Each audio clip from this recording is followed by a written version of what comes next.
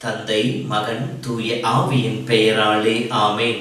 மூவொரு கடவுளுடைய அருளும் ஆசீரும் பாதுகாப்பும் வழிநடத்துதலும் உங்களோடு இருப்பதாக. பொதுக்காலம் 22வது வாரம் திங்கட்கிழமை. இயேசுவில் என் அன்பு சொந்தங்களே, அருட்கரம் நீட்டி ஆசீர்வதித்தனமை வழிநடத்துகின்ற அன்பு தேவனுடைய தெய்வீக திருப்பிரசனத்திலே உங்களை முழுமையாக ஒப்புக் கொடுத்து இறை வழிகாட்டுதலும் இறை துணையும் நமக்கு வாழ்வில் என்னாலும் இருக்க நம்பிக்கையிலே நீங்கள் அடியெடுத்து வைத்து துவங்கி இருக்கின்ற இந்த புதிய நாளும் இந்த புதிய வாரமும் உங்களுக்கு இறை அருளையும் ஆசீரையும் பெற்றுக் கொடுக்கக்கூடிய நாளாய் அமைந்திட உங்களுக்காக ஜெபிக்கின்றேன். அன்பார்ந்தவர்களே, நாம் ஒவ்வொருவருமே நற்செய்தியின் தூதுவர்கள். உலகெங்கும் சென்று படைப்பிற்கெல்லாம் நற்செய்தியை பறைசாற்றுங்கள் என்று சொல்லி இயேசு விண்ணகம் செல்வதற்கு முன்னால் தாம் சீடர்களுக்கும் அவர் வழியாக அவருடைய சீடத்துவத்திலே பங்கெடுத்திருக்கிற நம் ஒவ்வொருவருக்குமே அழைப்பை கொடுத்திருக்கின்றார். நற்செய்தி அறிவிப்பதற்காக அழைக்கப்பட்டது என்று சொல்லி பவுலுடைய அழைப்பின் மேன்மையை முழுமையாக முன்னிறுத்துவதாக காட்டப்படுகின்றது. இப்படி நற்செய்தி அறிவிப்புடைய மலரடிகள் மலைகள் மேல் எவ்வளவு அழகாய் பரிந்துரைக்கின்றன சொல்லி இறைவார்த்தை எடுத்து இயம்புகின்றது. யார் நற்செய்தி அறிவிப்பது? திருமுழுக்கு பெற்ற ஒவ்வொருவருக்கும் அது கொடுக்கப்பட்ட கடமையாக இருக்கின்றது. எப்போது நற்செய்தி அறிவிக்க முடியும்? இயேசுவை அறிந்து கொள்ளுகின்ற பொழுது, இயேசுவை அனுபவிக்கின்ற பொழுது, தான் அனுபவித்த அந்த அனுபவத்தை நாம் பிறருக்கு எடுத்து சொல்ல முடியும். கட்டுக்கதைகளாக அல்ல, மாறாக என்னுடைய அனுபவத்தையே நான் உங்களுக்கு சொல்கிறேன் என்று சொல்லி பவுல் சொல்வதாக இருக்கின்றது. ஆம் அன்பு சகோதரமே, இது இந்த நாளிலும் கூட நாம் இயேசுவால் அழைக்கப்பட்டு இயேசுவின் மாட்சியில் பங்கெடுத்து இயேசுவின் அனுபவத்தை பெற்றிருக்கின்ற நாம் ஆண்டவருடைய சாட்சிகளாக வாழ அழைக்கப்பட்டிருக்கின்றோம்.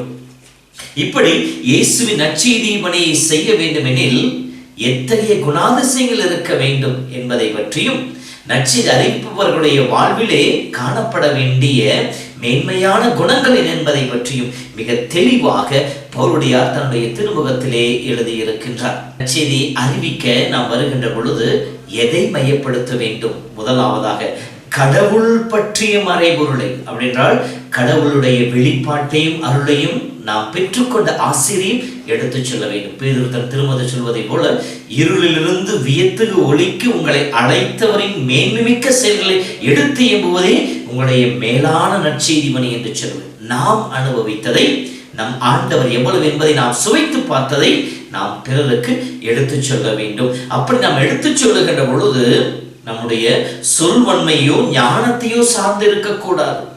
பவுலடியார் ஏறக்குறைய 1.5 ஆண்டுகள் அந்த கொரிந்து நகரிலே தங்கியிருந்து நற்செய்தி பணி ஆற்றியதாக சொல்லப்படுகின்றது. அவர் மிகப்பெரிய அறிஞர் தான். கமாலியல் என்கிற மிகச் சிறந்த அறிஞரிடம் கல்வி கற்றவர் தான். யூத மர நெறிகளை முழுமையாக கற்று தெரிந்து அதை முழுமை கடைபிடிப்பவர் தான். சிறிதும் அணுகாமல் விலகாமல் அதை கடைபிடிக்க வேண்டும் என்று சொல்லி அவர் வாழ்ந்தவர்தான். அப்படி கடைபிடிக்காதவர்களை சிறைபிடிக்க வேண்டும் என்று சொல்லி தமஸ்கு நோக்கி விரைந்து சென்றவர் தான் கடிதத்தோடு. இத்தகைய அறிவு மிக்க, ஞானம் மிக்க, சொல்லாற்றல் மிக்க பவுலுடையார் சொல்கின்ற வார்த்தை என, தன்னுடைய சொல்வன்மையோ தன்னுடைய மனித ஞானத்தையோ நம்பி நான் வரவில்லை என்று சொல்கிறார். ஆக இயேசுவின் நற்செய்தி அனுபவத்தை சொல்லுகின்ற பொழுது நம்முடைய ஞானத்தை, நம்முடைய அறிவை மையப்படுத்தி நம்மை முன்னிலைப்படுத்தக்கூடியதாக இருக்கக்கூடாது என்று சொல்லுகின்றார். அடுத்ததாக எதை சார்ந்திருக்க வேண்டும்? இயேசுவை பற்றிய அறிவை, சிலுவையில் அறையுண்ட இயேசுவை பற்றிய அறிவை பெற வேண்டும் என்று வேறு எதையும் நான் நாடவில்லை. ஆனால் அதிகமாக இயேசுவை அறிந்து கொள்ள முற்பட வேண்டும். இயேசு அறிவிலே வளர வேண்டும். கொலோசியர் 1:10 சொல்வதை போல, நற்செய்தியாகிய இயேசுவின் அறிவிலே நான் வளர்ச்சி பெற வேண்டும் என்கிற வார்த்தைக்கிற போல இறை வார்த்தையை படித்து இறை பிரசன்னத்தில் அமர்ந்து இறை வார்த்தையை தியானித்து அவரோடு உறவாடி இறை அனுபவத்தை பெற்றுக்கொள்ள வேண்டும். அந்த அனுபவத்தை நாம் நம்முடைய நற்செய்தியாக மாற்ற வேண்டும் என்று சொல்லுகின்றார்.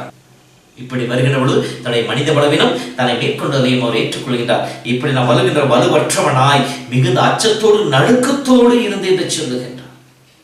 ஆண்டவர் நற்செய்தி அறிவிக்கிற பொழுது பெருமிதத்தோடு அல்ல, மாறாக உண்மையான தெய்வ பயத்தோடு, அந்த நற்செய்தியை அறிவிப்பதற்கு ஏற்ற விதத்திலே நம்மை மாற்றிக்கொள்கிற மனநிலையோடு அந்த நற்செய்தியை அறிவிக்க வேண்டும் என்று சொல்லுகின்றார். இப்படி அவர் செய்கிற பொழுது பிறரை தன்மையப்படுத்த அல்ல, மாறாக இறைவயப்படுத்த, இறைவனுக்கு ஏற்றவர்களாக மாற்றிட வேண்டும் என்று அவருக்கு துணையாக இருப்பது என்ன? தூய ஆவியினுடைய வல்லமை.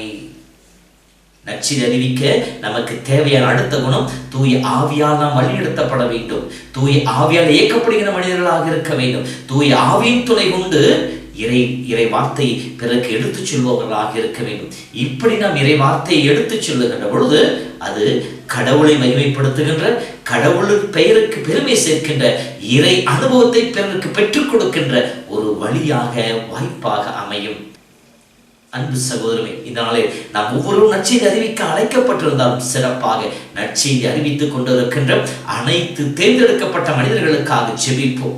பவுலிடம் காணப்பட்ட தன்னை மையப்படுத்தியோ, தன்னுடைய மனித ஞானத்தை சார்ந்தோ, அல்லது தன் வார்த்தையால் பிறரை தன்மையப்படுத்துகின்ற அந்த குணத்தை கொண்டோ நற்செய்தி அறிவிக்காமல் உண்மையான தெய்வ பயத்தோடு, இறை அனுபவத்தோடு, தூய ஆவியால் வழிநடத்துகின்ற கொடையோடு நற்செய்தி பணியாற்றி இறைவனுடைய மகத்துவமான இறை அரசை இந்த உலகிலும் மக்கள் உள்ளங்களிலும் விதைத்திட எல்லா அழைக்கப்பட்ட மனிதர்களுக்கும் இறைவன் அருளை தர வேண்டும் என்று சொல்லியும், அழைக்கப்பட்ட மனிதர்கள் ஒவ்வொருவருமே இந்த உலகத்தில் இருக்கின்ற எல்லா விதமான செயல்பாடுகளை இயேசுவை இன்னும் அதிகமாக அறிந்து அனுபவித்து அந்த அனுபவத்தை நற்செய்தியாக மாற்றுகின்ற படிக்கட்டுகளாக மாறிட அவர்களுக்காக ஜெபிப்போம். கடவுள் தாமே நம் ஒவ்வொருவரை நம் வழியாய் நாம் ஜெபிக்கின்ற மனிதர்களுக்கும் இறை ஆசீர்வாதத்தை கொடுத்து வழி நடத்துவாராக.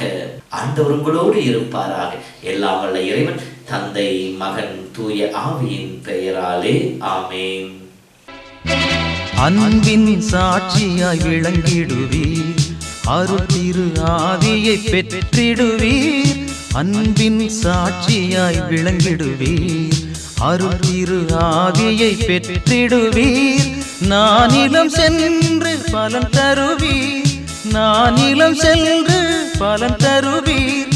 நன்மைகள் உண்டாகும் நற்செய்தி தந்திட நீங்கள் என் சாட்சிகள். வாழ்வினில் காட்டுங்கள், நீங்கள் என் சாட்சிகள். உலகினை